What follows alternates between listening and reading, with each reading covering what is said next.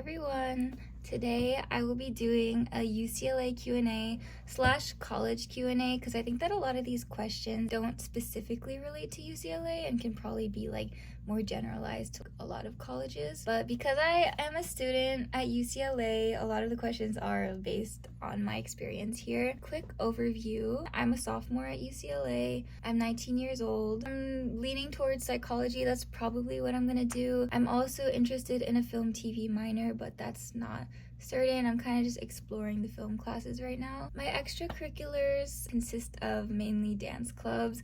I'm on an open style dance team where we compete, and then I'm also on a K-pop dance team where we film K-pop covers, and then I recently joined a club called Reach at UCLA, which is catered towards like social media / content creators. Without further ado, we'll get into the questions. Since I'm a foodie, I decided that my first question would be about the dining hall. So what is the food like at UCLA? What are the dining halls like? Is it easy to get food? At UCLA, a lot of sophomores and freshmen live on this part of campus called the Hill, which is where all the dorms are. So on the Hill, there's 3 dining halls. One is called B Plate. It's like the healthy dining hall. One of them is called Epicuria, and that's kind of like Italian Mediterranean. And then one of them is Deneve. Deneve is like the most typical like college American dining hall, like pizza, hamburgers, french fries, stuff like that. But I think my favorite is B Plate. Initially when I first went there, I hated it because I was like, oh, why is everything so healthy tasting? But then I started going like more and more, and I was like, wait, this is actually really good. So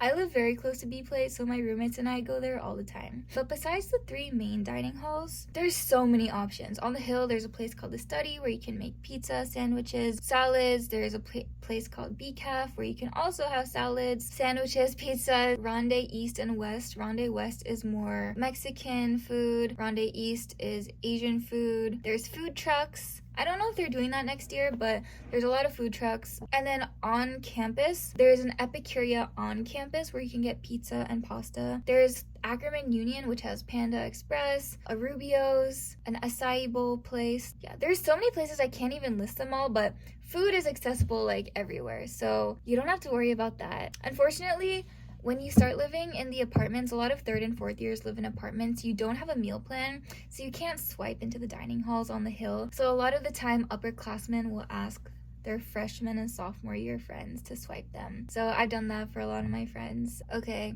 the next question is, what are the dorms like? What type of dorms can you live in? The dorms at UCLA, if you live on the Hill, there's 4 types of dorms. There's a classic, which is the smallest room, no AC, no heat, communal bathrooms. Then there's deluxe, which is the same thing as a classic, but there's AC and the rooms are bigger. I currently live in a deluxe triple right now, and last year I lived in a classic triple. And then there's plazas. Plazas, you can have a shared bathroom or a private bathroom. So that means if you have a shared bathroom, there's 2 plaza rooms, and then there's a bathroom that you share with like 4 to 6 people. So the bathroom connects the 2 rooms, but the 2 rooms are separate. Or you can have a plaza private bath where you only share with your roommates. So you only share with 2 or 3 people. Plazas, they have AC. The rooms are pretty similar to the size of a deluxe room. Honestly, I feel like my deluxe triple is bigger than some of the plazas. So it's kind of about luck in which specific building you live in. Because there's multiple buildings that are plazas, multiple buildings that are deluxes. So they vary slightly.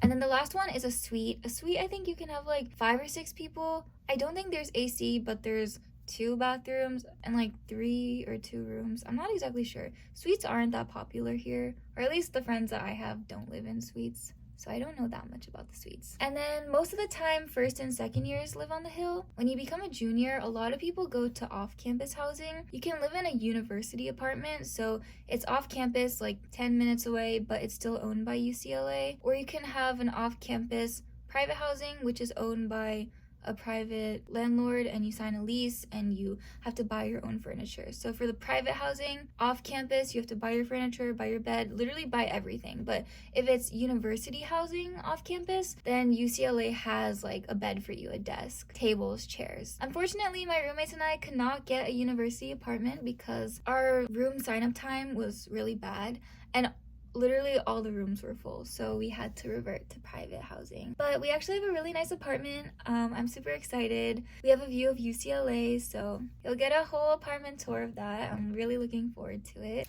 Okay, next question. What is enrolling in classes like, and is it hard to get the classes that you want? Basically, towards the middle of the quarter, like fall quarter, winter quarter, spring quarter, you get an enrollment time. I think a lot of it is based on your units, or like if you're freshman standing, sophomore standing. Not if you're actually a freshman or a sophomore, it's based on your units. So sometimes you'll get a good time or sometimes you'll get a bad time. I always get bad times for some reason. Sometimes I can't get the classes I want. There are so many stories of people who don't get classes that they want because there's so much demand for the class, but there's not enough spots in the class for everyone. Sometimes you just have to take GEs instead of the classes that you need when you can't enroll in them. It's kind of rough. That's what happens when you go to a really big school, but there are strategies around that. Things always end up working out. It's not like you'll never get the class that you want. And also, when the quarter starts, so many people drop the class, so there's an add drop period. Up until week 4, you can drop a class. So you have 4 weeks of hope that people will be dropping their classes. And this happens a lot. So even if you don't get into the class that you want, a lot of the time you'll get in when people start dropping it, when the quarter begins. The next question is academic rigor. Are classes hard? Are people competitive? I've never been in classes with people who are like trying to be better than me. Everyone's very nice and they usually will help you out. I think the academic rigor depends on your major, because obviously like STEM classes are a lot different than humanities classes. For me, a lot of my classes feel hard, even though a lot of my friends, everyone at UCLA is so smart, so people will always be like, oh, that class is so easy. But then it's like, for me, the class is not easy, so not all classes are easy to everyone, so I've experienced that a little bit. I really recommend if you're a freshman, doing the cluster program because you can satisfy your writing 2 requirement, like 4 GEs. The cluster is a year-long program, or it's like a year-long course instead of just 1 quarter. But I think cluster was one of my favorite classes. I did the food cluster and I got like so many GEs knocked out, and I got my writing 2 knocked out, so I really recommend that. Classes are hard. At UCLA, you have to work really hard to get the grade that you want. You can't just like not go to class or not study enough. Like, you really need to study. That's what I learned. Office hours are really important because the TAs or professors will hold office hours and you can go and ask questions there, so that's a very important resource to make use of. Your grade and like the structure of the class varies based on the professor, so some classes have more cushioning than others, so it's important to research about that. And also, there's this thing called Bruin Walk where students review professors and classes, and I think that's really helpful because you get to know what the class is like and how you get graded and what things you're getting graded on. So it's important to look into that before you fully commit to taking a class. Okay, this is a quick one. Is there an undergrad business school at UCLA? No, there is not. The closest thing they have to a business major is the business economics major. I originally was pre-business economics when I came here. There's a graduate business school called Anderson, which is actually like a management school, but no undergrad business school, which I'm kind of sad about. That's like, I think for me, that's like one of my top things that I don't like about UCLA. I think the business econ major is still a good alternative for people who wanted to do business. I guess the major just wasn't so fit for me personally. Next question, how did you find a roommate? What's the process like? Right after I got into UCLA and I committed, I downloaded this app called Patio. I don't think it exists anymore. I think it's now like Zeme, but I think also it's important to send in a post to like the UCLA class of blank Instagram. You can send in photos you want and then a description about yourself, like your name, your major, your hobbies, if you're looking for a roommate. And I made a lot of friends through DMing people after I saw their posts and like saw that we had similar hobbies. Usually I'm not someone to like reach out to people, but I was like, I need to make friends in college. So I had like a pre-made blurb about myself, like, hi, oh, I also like blank, blank, blank. You seem cool. And I like sent it out to so many people. And I still actually talk to a good amount of people. Also, my friend Bernice, who was in my recent vlog, she was one of the people that I talked to on Patio. And she's also living with us next year. So I think it's a pretty good way to make friends and like get to know people in your grade. So I'm talking about finding a roommate, and one of my roommates just walked in. This is May. We would go back and like read our old DMs and it would be so embarrassing, but it would be kind of funny. Like, I think out of everyone who I was like messaging with, like wake up and I'd see like paragraph like responses. So we decided to become roommates, but so we knew we wanted a triple. So then we found Emily through Patio 2, and then we all decided to room together. And this is our second year rooming together. Yes. And we're rooming together again next year. And also for the rest of our lives, probably. Yeah. That's our story. Okay, next question. What are the clubs like? Is it hard to get into a club? It's really hard to get into professional clubs. Like, people always say that the admission rate for clubs at UCLA is lower than the actual admission rate for the school. I haven't really gone through the process of rushing a frat or like applying to a business club, but my roommate has, and just hearing about it from her, it's like actually crazy. So, but once you do get into a club, you get a lot of resources. Like, network is crazy.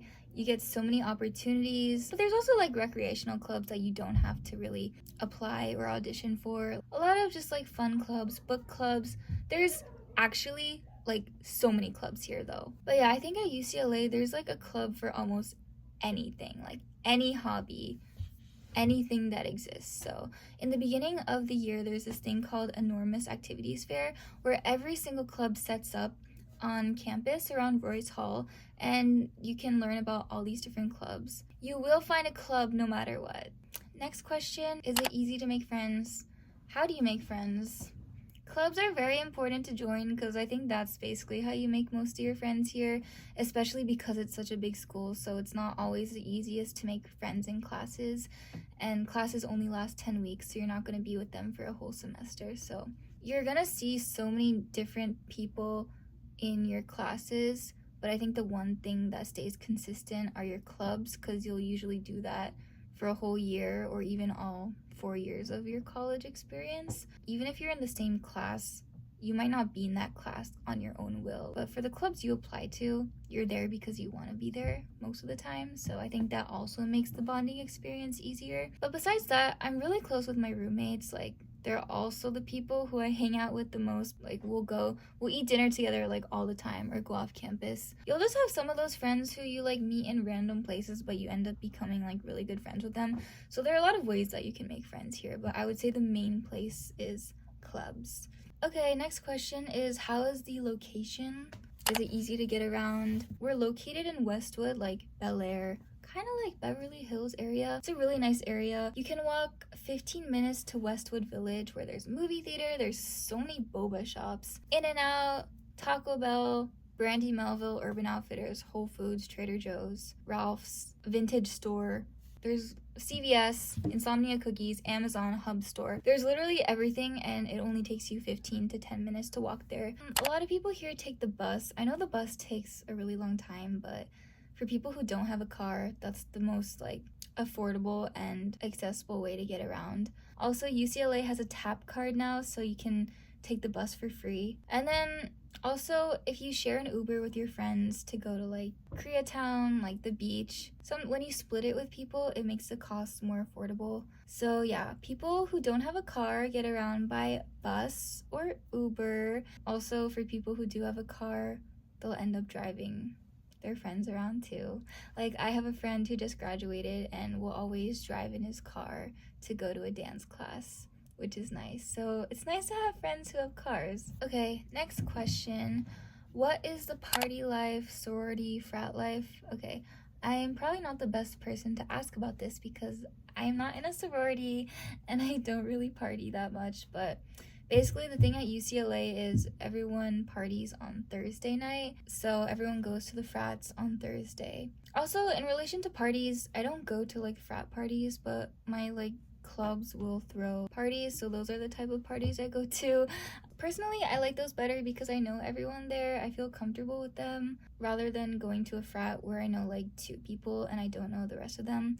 But that's just my preference. Yeah. Sorority frat life, I can't really talk about what it's like, but I can just say that you won't feel left out if you're not in a sorority. Okay, last question. How long does it take to get from the dorms to campus or apartments to campus? For me, it takes 10 minutes to walk to campus because I live on the lower part of the hill, so I'm not as high up. Last year, I was on the very tip of the hill, so it took me like 15-20 minutes to get down.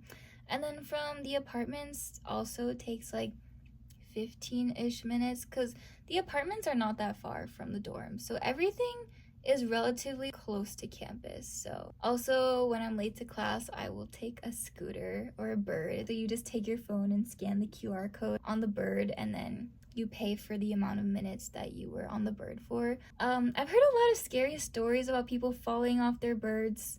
So I try to be very careful, but I definitely use bird a lot more than I should be using it. Anyways, that is it for my questions.